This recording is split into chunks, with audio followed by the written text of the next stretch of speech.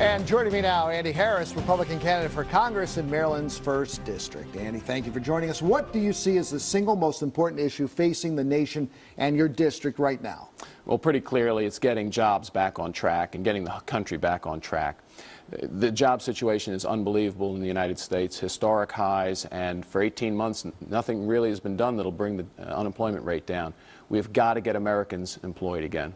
Now, what will you do in office to affect the greatest change, improving the quality of life for your constituents? Well, I've got to tell you, I think it's getting the deficits controlled and deficits under control, getting jobs back into Maryland, into the 1st District. Because if we don't have jobs, if our economy is not running well, if we're worried about deficits going into the future, businesses just can't operate. They can't create jobs. They can't be the engine of job creation they need to be, and the whole economy suffers. That's what we're seeing now. Washington's broken. All right, what are the major assets that you bring to this office? Well, I will tell you, I think people should look at the resume of the person they're hiring to go to Congress. I've been a physician for 30 years. Healthcare is a hugely important issue.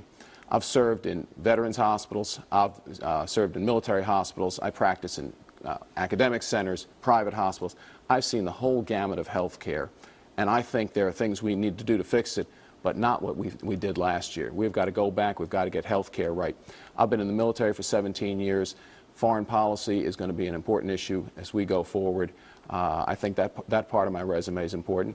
And I've raised a family of 5. I mean, I've had to educate children. I've had to work to get them through school, and worries about them getting hired as they get out of college.